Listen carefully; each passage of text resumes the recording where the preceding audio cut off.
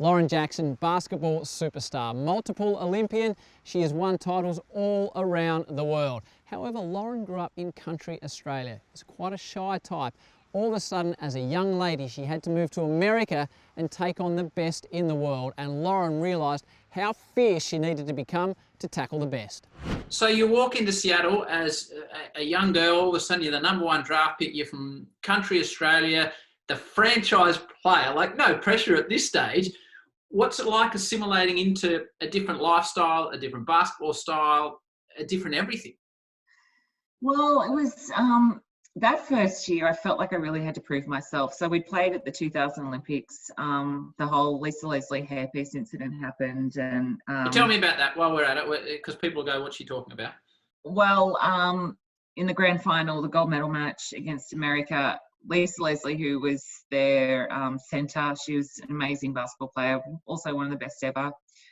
She and I had verbal sort of battles leading into the Olympics, and she, my finger got caught in her weave. She had a weave in her ponytail, and I was I had no idea that she was wearing a weave or whatever. Anyway, I went up for a rebound, came down. I was like, threw it. Anyway, long story short, I went over to America the following year. And so threw it as in you threw it hair? I was like, like, whoa, right.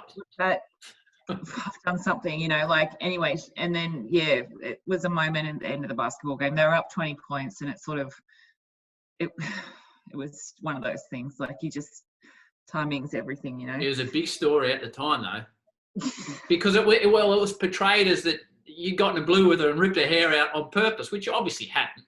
Well, I don't know if anyone's seen it, but you can clearly see me going, like, what is going on here? I did not mean to do that. So it was, like when I don't know, I didn't even know that, I just didn't know that you wore ponytails. So that was basketball for me. Anyway, get to America the next year, and like I was so afraid. Like I knew that people were going to be gunning for me because of that incident.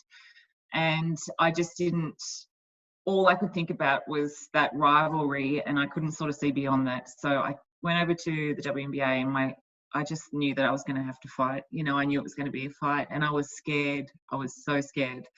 But in true Lauren fashion, nobody would have known that. They would have just seen an angry girl, an angry young girl. So every time I stepped foot on court, I pretty much got a technical foul or something happened. I was just there to fight and prove myself. And, crazy Aussie, I think I did. What were you scared of? Just everything.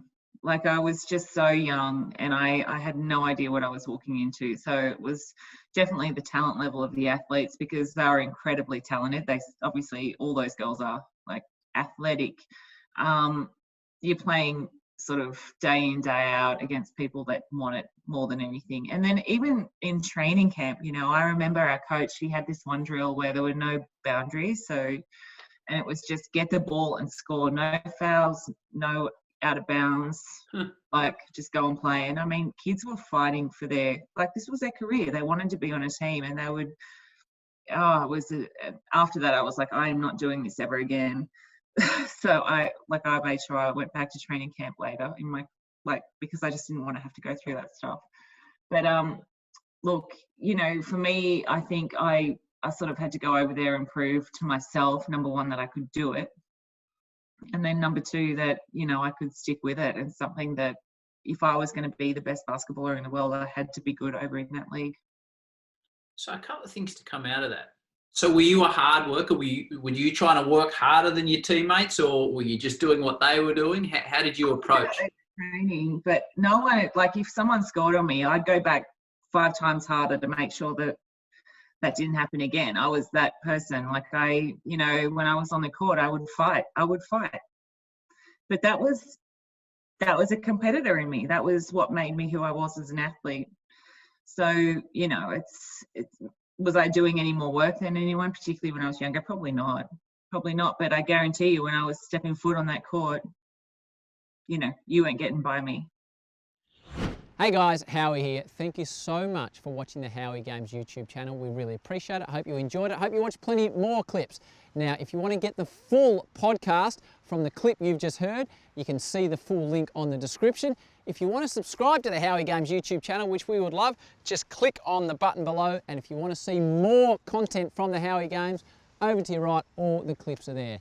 Thank you once again so much. And as always, peace and love.